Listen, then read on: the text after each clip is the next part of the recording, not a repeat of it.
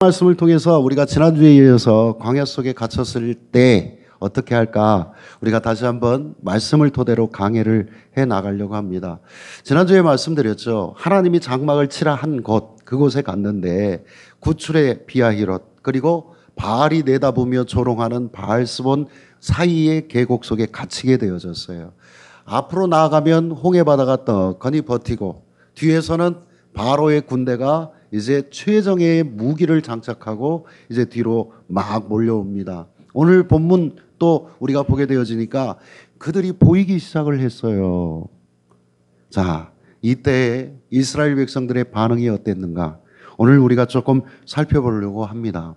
오늘 본문 10절을 한번 볼까요? 인상적인 이들의 두 가지의 반응이, 이스라엘 백성들의 두 반응이 나타납니다. 한번 읽어봅시다.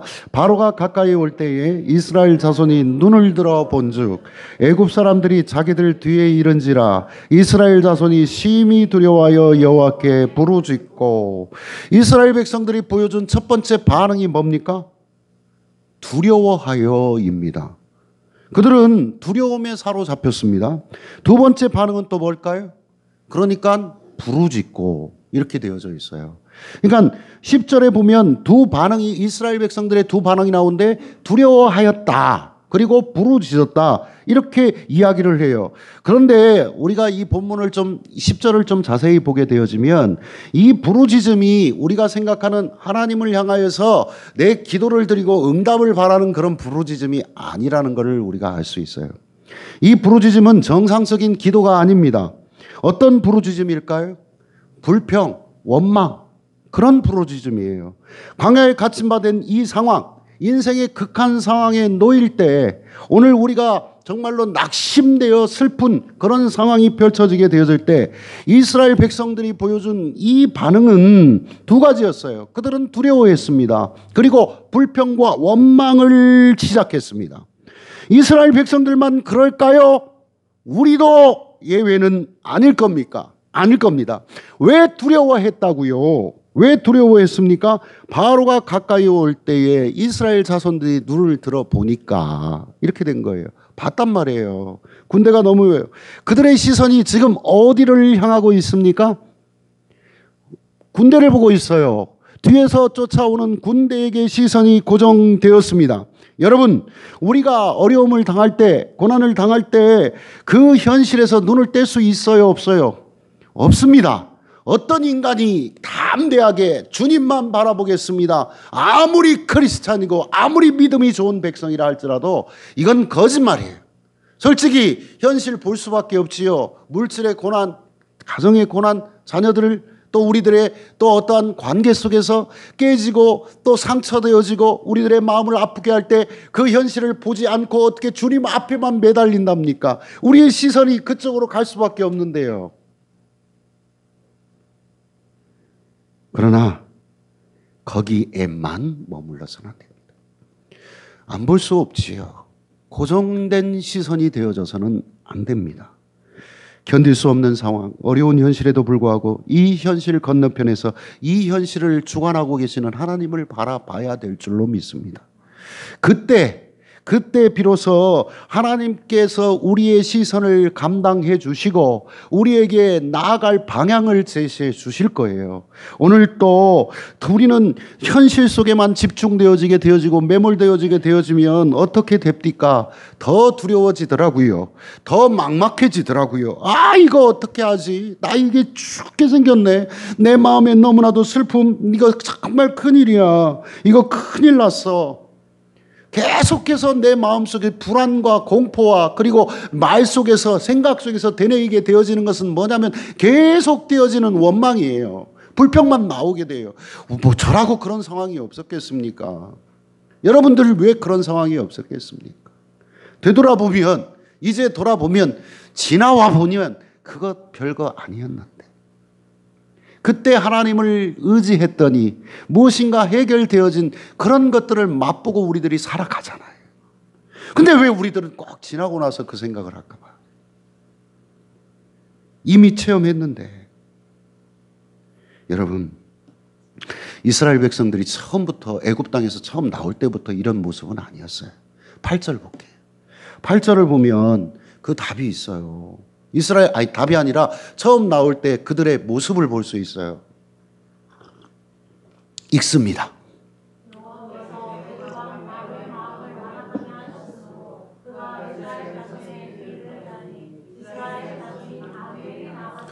어떻게 나갔다고? 용기 있게, 용감하게, 담대히 나갔대요. 이스라엘 백성들이 바로 왕의 그 군대, 그때는 봤어요, 안 봤어요? 봤어요, 그때도. 그 군대가 뭐 어디 가. 거기에 있었단 말이에요. 현실에 닥친. 그런데 이들의 시선이 지금은 나올 때는 어디에 고정되어 있었어요? 하나님을 바라봤어요. 하나님을 바라보니까 똑같은 적들이에요. 또 그들의 모든 어려움과 고통과 아픔과 함께 있어요. 눈앞에 펼쳐지고 있다고요. 그러나 그들의 시선의 고정은 하나님께 있었어요. 그러니까 담대해졌던 거예요. 아이고 저깟 것들 우리 하나님이 계시는데 저것들 덤벼보라 그래. 우리가 이길 수 있어. 우리가 헤쳐나갈 수 있어 하고 외치고 담대히 나간 거예요. 다르잖아요. 나올 때 8절에서는 분명히 담대했다고 그러는데 이제 10절 말씀을 보면 이들이 불안해하고 두려워하고 원망하고. 미국에 폴 브랜드라고 하는 유명한 크리스천 의사가 있었답니다. 제2차 세계전이 벌어졌을 때 이 의사 선생님은 전쟁터에서 부상당한 환자들을 많이 치료를 했던 아주 유명한 분이래요. 그때 마침 그 당시에 페니실린 주사가 나왔어요. 처칠도 아주 생명의 위기 속에서 이 페니실린 주사를 맞고 나은 바가 있잖아요. 2차 세계대전 당시에. 그와 같이 이런 치료를 하게 되어졌어요. 그런데 이 페니실린이 처음 나왔을 때는 우리 간호사 선생님 계시니까 더 잘 아시겠지만 정제가 잘 안 됐던가 봐요. 그래서 이것을 맞을 때마다 정말 아픔이 고통이 말이 아니었다고 그래요. 너무너무 아팠답니다. 그러니까 이 치료를 받는 군인들이 한날은 어떤 군인들은 그런다고요. 너무너무 아프니까 견딜 수가 없으니까 아이고 치료도 좋지만 내가 사는 것도 좋지만 제발 페니실린 이 주사만 안 맞았으면 좋겠다. 이렇게 생각을 하고 있었던 거예요. 그러니까 이 폴 브랜드 의사가 이렇게 무서워하는 막 독일군 앞에서 일본군들 앞에서 전쟁을 할 때 용감하게 싸웠던 그런 군인들이 주사기 앞에서 겁을 내고 두려워하는 거예요. 그래서 물었어요. 전쟁터에서 적과 싸우면서도 담대했고 용감했던 당신들이 왜 이렇게 주사기 앞에서 벌벌 떨고 있습니까? 그러자 한 군인이 이렇게 말을 했습니다. 전쟁터에서는요, 적군이 잘 안 보여요. 그냥 막 왔다 갔다 하는 그런 물체들만 보이는 거예요. 그러니까 그걸 보면서 그냥 막 쏘고 그리고 싸우고 막상 맞닥뜨리면 그것들도 인간이다라는 생각이 들어서 같이 싸움도 하고 육박전도 벌인다는 거예요. 그런데 우리도 쉽게 얘기할 때 그러잖아요. 급하면 배는 게 없어. 나 지금 배는 게 없어. 너 죽었어. 하면서 막 싸움하잖아요. 그래요. 저만 그렇게 싸움합니다. 너희 배는 거 없어. 나 지금 막 하면서 그러잖아요. 이게 제일 무서운 거잖아요. 그런데 주사기는 보여요. 마저 봤어요. 너무너무 아픈 것이 체험이 됐단 말이에요. 적하고 싸울 때는 물리치면 다쳐보면 알겠지만 그렇게 되지 않겠습니까?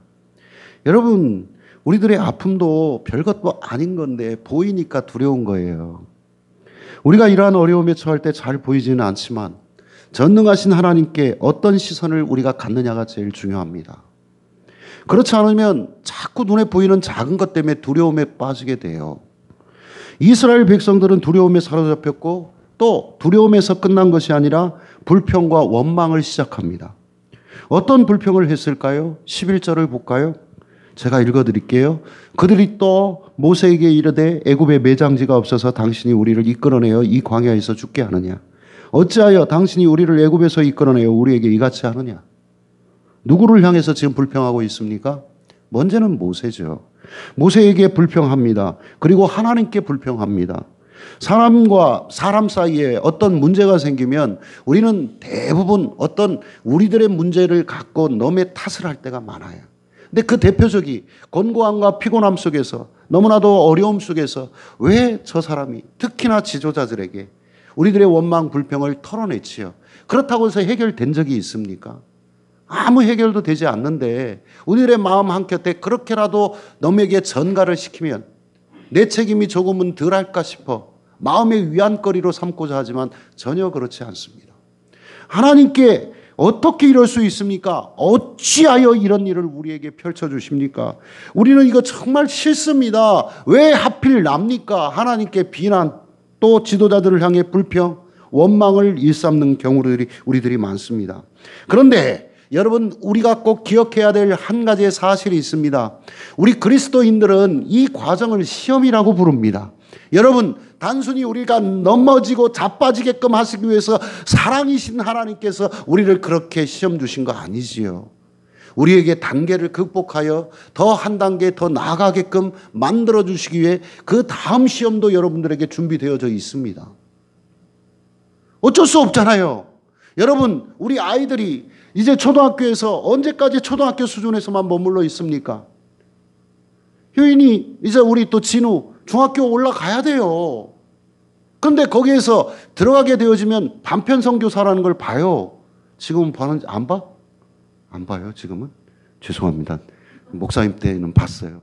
그래서 그걸 이렇게 성적순을 이렇게 나눠갖고 이렇게 배치하죠. 그것은 넘어뜨리기 위해서 그래요. 아이들을 좀 더 성장시키기 위해서, 분배하기 위해서 그런 거 아니에요. 하나님은 백성들을 시험하실 때 반드시 허용하십니다. 그것을 우리의 사랑의 하나님이 우리를 전혀 시험치 않으신다고요? 아니에요. 잘못되고 그릇된 신앙관이에요. 여러분, 그러나 주님 백성들에게 허용하신 시험은 언제나 교육적인 시험이에요. 이건 시련이라고 얘기해도 돼요. 그런데 여러분, 세상 마귀 사단이 주는 시험은 파괴적입니다. 부정적입니다. 넘어뜨리고 우리를 괴롭게 하기 위해서입니다. 그러나 하나님의 시험은 그렇지 않습니다. 건설적입니다. 긍정적입니다. 그리고 교육적입니다. 효과를 나타내고자 합니다. 좋은 선생님들은요, 학생들에게 끊임없이 시험을 치르게 합니다. 여러분 잘 기억해 보세요. 그 선생님이 학생들을 괴롭게 하기 위해서 그 시험을 치르게 하십니까? 그렇지 않아요. 자기 학생들의 실력을 테스트하고 모자라는 부분들은 조금 더 아이들이 깨닫기를 바라고 그것을 통해서 그 아이들이 보충하고 이제 한 단계 더 나아가고 성숙할 기회를 제공하고자 하는 거예요. 자신을 살펴 돌아보라고. 네가 지금 현재 처한 위치가 뭐냐고. 왜 이 자리에 있냐고. 여기 있어야 되지 않는데. 도서관에 가라고. 공부하라고요. 하나님도 마찬가지 아닐까요? 하나님은 이스라엘 백성들이 광야에서 여러 시험을 통과하게 하세요. 여러분, 이 말씀은 중요하니까 16장, 출애굽기 16장 4절 말씀을 함께 봅시다. 하나님이 시험 주셨나 안 주셨나? 출애굽기 16장 4절 말씀을 자 함께 읽습니다. 시작. 그때에 여호와께서 모세에게 이르시되 보라 내가 너희를 위하여 하늘에서 양식을 비같이 내리리니 백성이 나가서 일용할 것을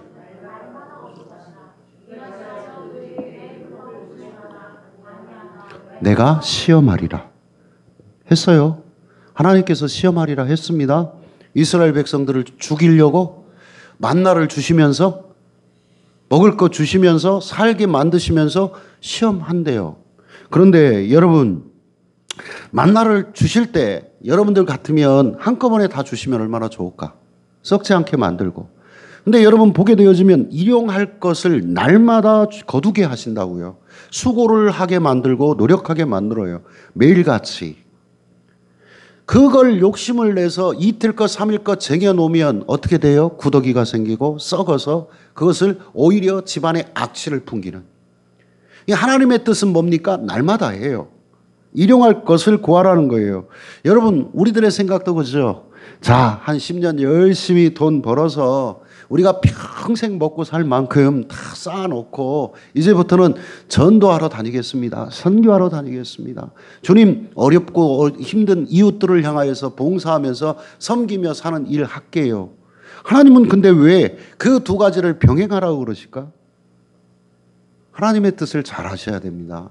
우리에게 일확천금을 내려주시는 하나님이 아니에요. 내가 자판기에 돈 넣으면 그 커피 한 잔이 나오는 그런 하나님이 아니에요. 우리들의 삶을 전체를 통해서 내 삶의 그 머무는 그 자리가 어찌 보면 직업적인 소명의식을 갖고 칼빈의 말처럼 우리들이 그것도 하나님의 나라 확장을 위해 섬기고 애쓰는 그 장소가 돼야 되고 우리들의 시간과 물질과 우리들의 삶을 투자해서 정말 내가 원하고 바라지 않는 그 부분이라 할지라도 하나님의 뜻이라면 따르고 나아가는 거예요. 이걸 하나님께서 오늘 또 우리에게 시험으로 주시는 거예요. 매일 순간순간마다.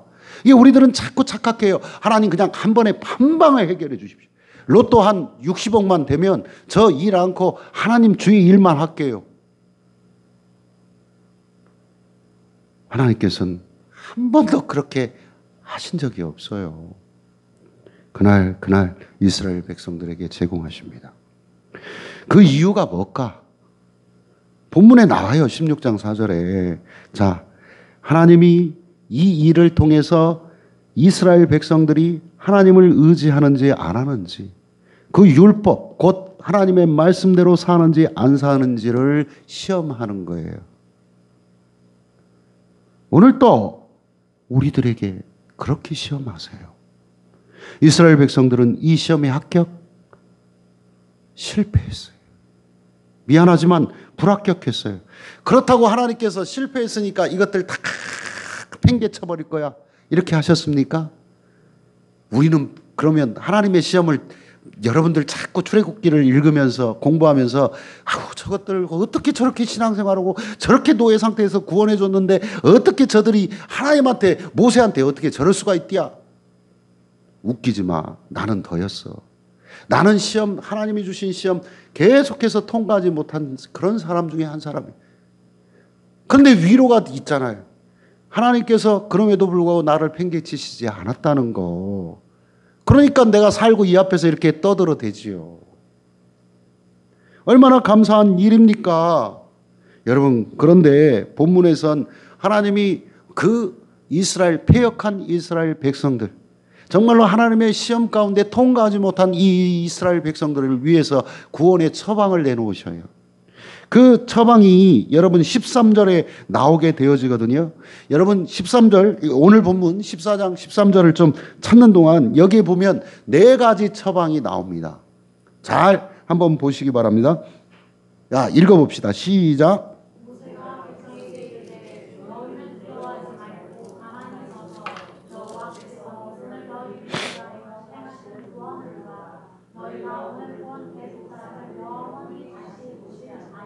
뭐예요? 첫 번째 처방이? 어우, 잘 찾으시네. 두려워하지 말라. 두 번째는 뭐예요? 가만히 있으라. 세 번째는 보라. 그죠? 하나님의 구원하심을 보라. 이거는 무슨 얘기입니까? 바로 그대로예요. 그냥 하나님이 행하신 구원을 보라. 어떻게 행하실지 지켜보라. 이런 뜻이에요. 그러면 4번째 처방은 15절에 있어요. 4번째 처방은 15절에 있습니다. 읽어봅니다. 시작.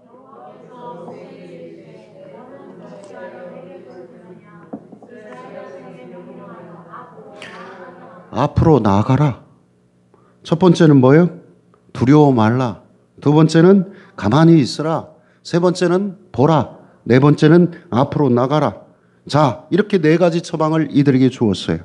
우리가 삶을 나아갈 길이 없어 보일 때, 그리고 또 막다른 골목에 부딪혀 정말로 우리가 어떻게 해야 될지 모를 때, 사면 초가의 지경에 얽매이게 되어졌을 때, 우리는 언제나 이 말씀을 우리들의 삶에 적용할 때 하나님께서 우리에게 나아갈 길을 열어주시는 처방임을 믿으시길 주의 이름으로 축원드립니다. 첫 번째로 두려워하지 말라. 이 말입니다. 여러분, 두려울 때 우리들이 제일 먼저 중요하게 해야 할 일이 뭘까요? 아니, 딴 얘기 하지 말고 두려워하지 않으면 되지. 아니, 두려워하지 않으면 되지. 그러면 되잖아요. 여러분, 하나님의 처방은 특별하거나 어려운 게 아니에요. 상식적이에요. 우리들이 일상에서 우리들이 충분히 행할 수 있는 일들이에요. 두려워하지 말라 했으니까 안 하면 되지. 두려워하니까 문제가 생기는 거지. 여러분, 우리들이 일단 두려움을 정지시켜야 합니다. 두려울 때 이 명령이 성경에 얼마나 자주 되풀이 되는지 아시지요? 이 두려워하지 말라는 말이 여호수아에게도 모세에게도 뭐 온 선지들에게도 두려워하지 말라고 말했습니다. 하나님께서 직접 말씀하셨어요. 동유럽이 개방되기 전에 공산권이었던 그 지역 안에서 그 리처드 범브랜드라고 하는 미국 목사님이 그곳을 드나들면서 선교를 하셨어요. 위험하죠. 지금 이슬람에 들어가서 선교하는 것처럼 위험하신 그런 일이에요. 이분이 들어가다가 성경을 몰래 몇 권 이렇게 탁 해가지고 들어가는데 잡혔어요. 그리고는 어떻게 되겠습니까? 당연히 감옥에 갔겠지요. 그러니까 감옥에 가게 되어야 되니까 이 교회에 그동안 선교한다고 너무 분주해서 성경 말씀 잘 못 읽고 묵상하지 못했으니까 이 교회에 감옥에 갇힌 바에 성경만 읽어야지. 내 다른 책은 안 읽어야지. 그리고 기도만 해야지. 이렇게 생각을 하고 성경을 읽기 시작을 했더란 말입니다. 그랬는데 이분이 성경을 읽다 보니까 자기의 마음속에 위로가 찾아오는 단어 한 이 말이 있어요. 두려워하지 말아라 이 말이. 그래서 하나님께서 직접적으로 그에게 말씀하신 그 말씀을 생각하다 보니까 이거 보통 위로가 되는 게 아니에요. 옆에서 누군가 찾아와서 친구가 됐던 뭐 엄마가 됐건 누가 됐건 찾아와서 아야 두려워하지 말아라. 그 말만 들어도 위로가 어느 정도 되지 않습니까? 근데 하나님께서 우리에게 말씀을 통해서 그 말씀을 제대로 못 보다가 하나님께서 쉬어가라고 감옥에 넣은 그 상태에서 이 범브랜드 목사는 이걸 읽다 보니까 두려워하지 말라는 말씀이 꽤 많은 거예요. 읽을 때마다 위로가 되는 거예요. 그래서 그 두려워하지 말라고 할 때마다 용기가 나더란 말입니다. 그래서 전능하신 하나님, 창조자님, 섭리자 하나님께서 두려워하지 말라고 말씀하셨으니 나에게 용기가 되고 너무너무 은혜가 되는 거예요. 그래서 그 목사님이 찬송을, 기도를 뜨겁게 할 수 있는 동기가 된 겁니다. 그래서 그도 시간이 뭐 감옥에서 뭐 할 일이 있겠습니까? 언제 뭔 일이 당할지, 추방을 당할지 모르는 상황 속에서 그러면 두려워하지 말라는 말씀이 성경에 도대체 몇 번이나 나오나 한번 세보자 그랬대요. 그래서 이분이 세봤더니 여러분 놀랍게도 365번이 나오대. 365번이 나오더래. 저도 안 세봐서 진짜인지 가짜인지는 몰라요. 365일, 1년 365일. 하나님은 날마다 우리에게 두려워하지 말라고 얘기하실 거예요. 믿으십니까? 못 듣는 거예요. 정지하면 돼요. 말씀을 듣고 두려워하지 않으면 될 거 아니야. 근데 왜 이렇게 자꾸 두려워하냐고. 오늘 또 두려워하지 말라, 내일 또 두려워하지 말라. 우리가 두려워하지 않는 방법 중 하나는요. 이 세상에 어떤 고통이나 악도 한계가 있다는 사실을 기억하시면 됩니다. 여러분들이 지금까지 겪어왔던 정말 고통스러운 상황이 그대로 평생 갑니까? 시간이 해결해 준다는, 시간이 이야기라는 말이 있잖아요. 하나님은 한계 이상의 시험을 절대 우리에게 허락하시지 않으십니다. 믿으시기 바랍니다. 하나님의 백성들에게 감당할 수 없는 시험당함을 허락하지 아니하시고 시험 당할 즈음에 피할 길을 내사 능히 감당할 능력도 주심을 믿으시길 주의 이름으로 축원드립니다. 철로 역정을 쓴 존 번연이라는 분이 철로 역정을 쓰게 되는데 거기에 보면 주인공이 크리스천이에요. 그죠? 읽어보셨습니까? 이건 성경 다음으로 많이 읽은 베스트셀러 중에 베스트셀러 아닙니까? 꼭 읽어보십시오. 재밌어요. 이 사람이 좁은 문을 통과해서 이제 미궁이라는 곳에 이렇게 거하게 되는데 거기를 지나가려다 보니까 이건 큰일이 있어요. 어떤 일이냐면 그곳에 가면 편안하게 쉴 수 있을 텐데 좁은 문을 지나오다 보니까 너무나 심신이 미약해졌어요. 이 크리스천이 좀 쉬고 싶은 거야. 그런데 딱 그 길을 들어가려고 하니까 양편에 사자 두 마리가 으르렁거리면서 그러니까 거기를 많은 사람들이 들어갔다가 사자가 막 왁 하니까 도망 나오기 일쑤인 거예요. 그래서 이 크리스천을 어떻게 저기 통과하면 내가 안식을 얻을 수 있고 승리할 수 있을 것 같은데 저기를 어떻게 해야 될까? 어떻게 해야 될까? 아이 모르겠다. 그러고는 그냥 갔어요. 조금씩 걸어가요. 막 두렵지요. 공포스럽지요. 여러분 보세요. 사자가 양쪽에서 막 왕왕 하고 막 그런다고 생각을 해봅시다. 얼마쯤 가다 보니까 저 미궁의 문지기가 이 크리스천에게 소리를 칩니다. 여보시오. 그 사자들은 묶여 있습니다.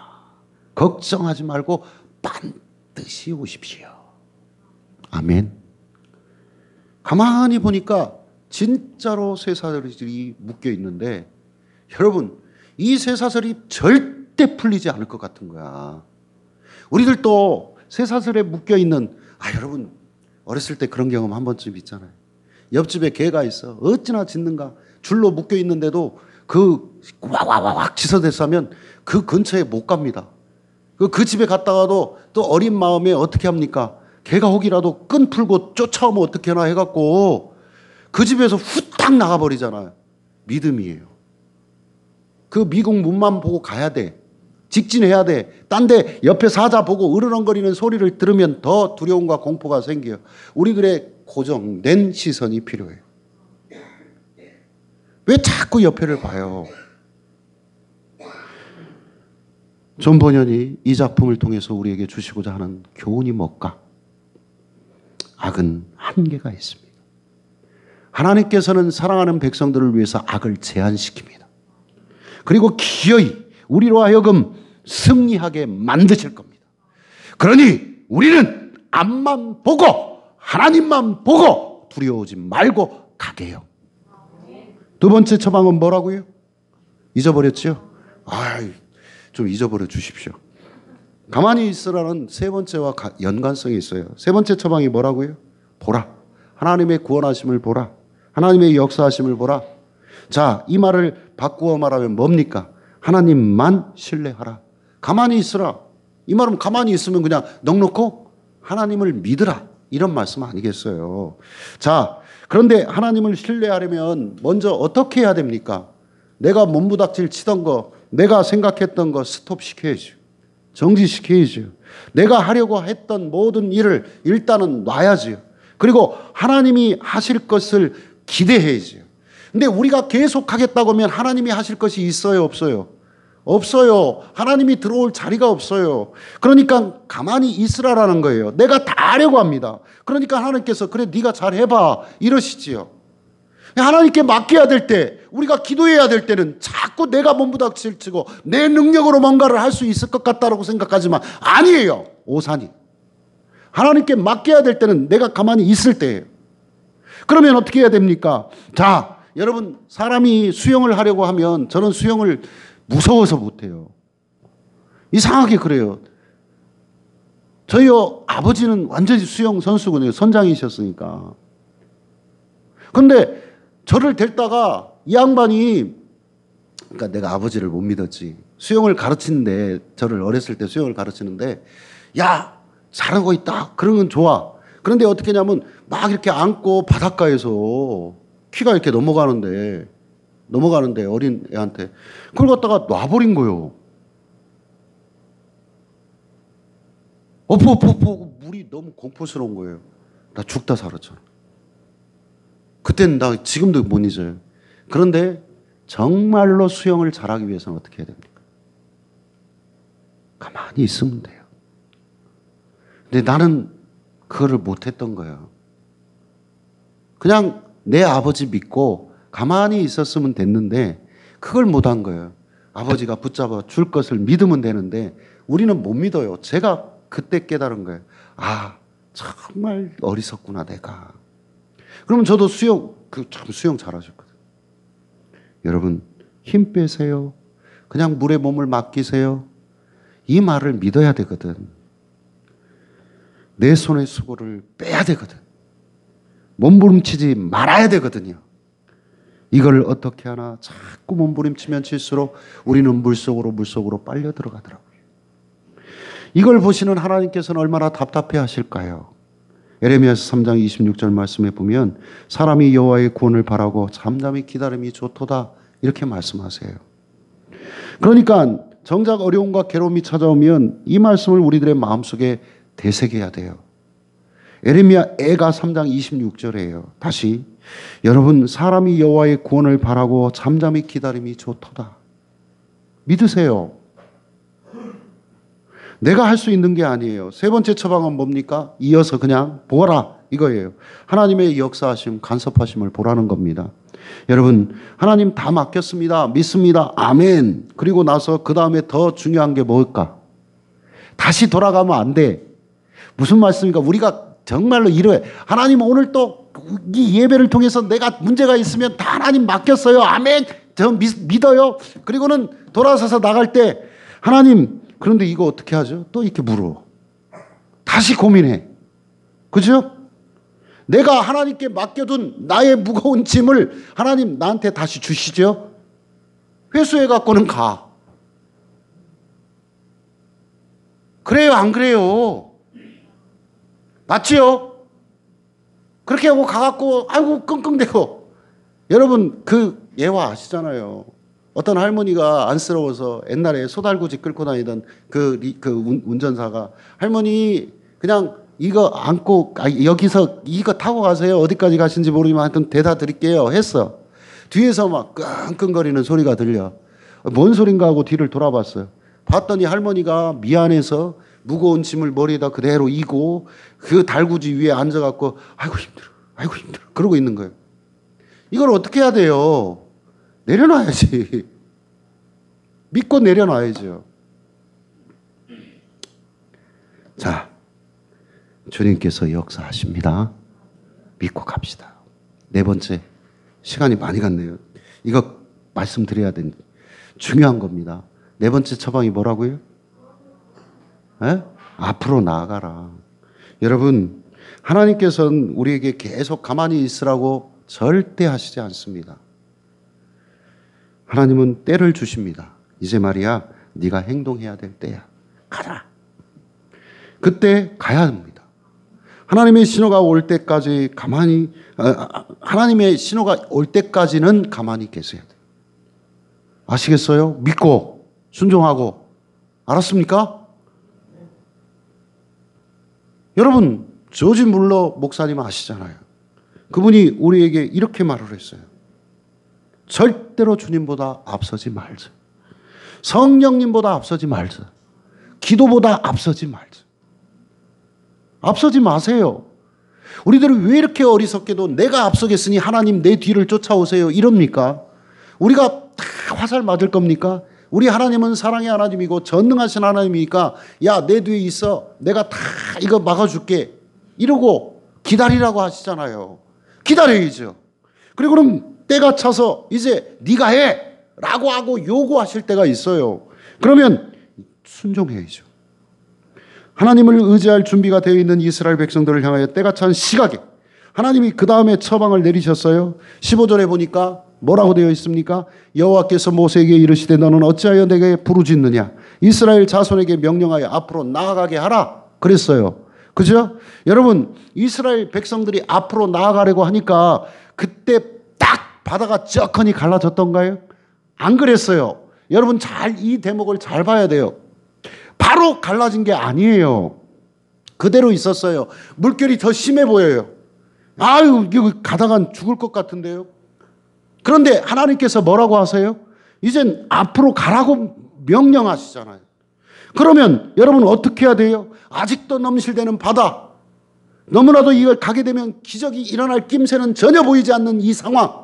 우리의 눈앞에서 펼쳐지는 이 상황이 내 눈앞에서는 불안하고 아직도 두려운데 왜 나가라고 하는 겁니까? 여러분, 여기에서 가장 중요한 게 뭡니까? 믿고 기다렸으면, 하나님의 말씀 안에서 섰으면 이제는 순종해야 돼요. 믿는 게 중요한 게 아니에요. 순종하고 나아가는 거예요. 행동해야 돼요. 그러니까 하나님 믿습니다 라고 말하는 것도 중요하지만, 그래요, 이 믿음 갖고 내가 순종하며 나아가겠습니다. 아멘. 할렐루야 하면서 가는 거예요. 그랬더니 이 어려운 상황에도 불구하고 모세가 이스라엘 백성들을 이끌고 홍해 바다 앞으로 한 발걸음 한 발걸음 나아가면서 지팡이를 들어서 홍해 바다를 향하여 뻗으니까 쫙 갈라졌어요. 움직일 때. 우리 교회도 마찬가지고 여러분의 가정도 마찬가지고 우리 성도들의 삶도 마찬가지예요. 주의 역사하심이 나타납니다. 기도하겠습니다. 하나님,